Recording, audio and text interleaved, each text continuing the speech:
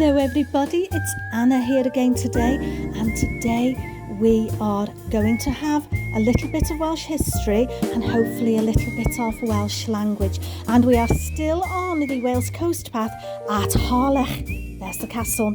Now, Harlech is, it lies on TREMADOG Bay in the SNOWDONIA National Park, and its landmark, HARLECH Castle, was begun in 1283 by Edward I of England, captured by Owain Glyndwr, and in the 1480s a stronghold of Henry Tudor. And it's interesting because it's now, half a mile inland, but it was once on a seaside cliff face. And when you see old photographs of the castle from many years ago, you see the water, the sea, right up against its walls. But there we are, that's a little bit to start with, but here we are at the castle. Now, none of Edward I's mighty coastal fortresses has a more spectacular setting. Harlech Castle crowns a sheer rocky crag overlooking the dunes far below, waiting in vain for the tide to turn and the distant sea to lap at its feet once again.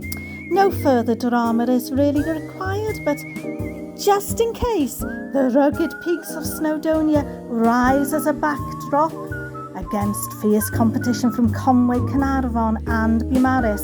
This one is probably the most spectacular setting for any of Edward I's castles in North Wales. And just over there is Snowdonia. Now, all four castles of Edward's are designated as a World Heritage Site, as is this one. This is a UNESCO World Heritage Site.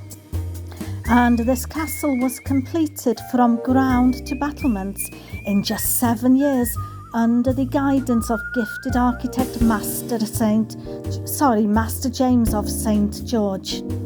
Its classic walls within walls design makes the most of daunting natural defences, and even when completely cut off by the rebellion of Mad Dog ap Llywelyn, the castle held out, thanks to the way from the sea. This path of 108 steps, rising steeply up the rock face, allowed the besieged defenders to be fed and watered by ship. Harlech is easier to conquer today. An incredible floating footbridge allows you to enter this great castle as Master James intended, for the first time in 600 years. This castle's great towers and rugged walls saw one siege after another during some of the most epic encounters of Welsh history. During the War of the Roses, the Lancastrian-held castle was surrounded by an immense Yorkist army commanded by William Herbert of Raglan. And under this furious onslaught, the castle succumbed in less than a month. In 1404, the castle fell to the charismatic Welsh prince Owain Glyndwr, who all of us Welsh people love Owain Glyndwr, during the last major rebellion against English rule. And together with nearby Machynlleth, it became the centre of Glyndwr's inspiring vision of an independent Wales. He moved his main residence and court here and summoned his followers from all over the country to attend a great parliament. And it may well have been at Harlech Castle that he was formally crowned Prince of Wales in the presence of envoys from Scotland, France and Spain. But this glory didn't last, and by 1409 Harlech was besieged by the forces of Harry of Monmouth. And eventually, hungry and exhausted, the garrison fell. Glyndwr himself escaped, although his wife and daughters were captured. There was still time for one more famous siege, though. From the spring of 1644, Harlech was defended for the king by its constable, Colonel William Owen. It was the very, very last royalist stronghold to fall, and by the time its surviving garrison of 16 officers, gentlemen and invalids finally surrendered in 1647, it marked the end of the English Civil War.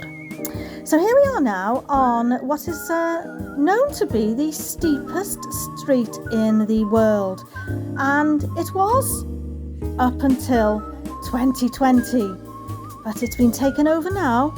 Let me tell you more about that, because the sign is still up here and it's not actually the steepest street in the world anymore.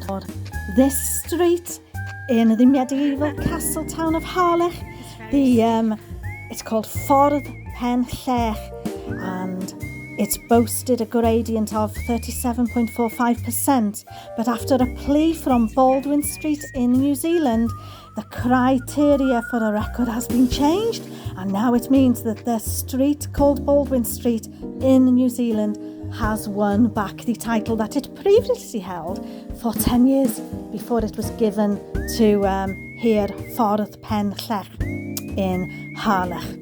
Anyway, so we're down on the beach now, and let's have a look. There's Alf taking a walk. We went and had our lunch down there. It's very, very nice.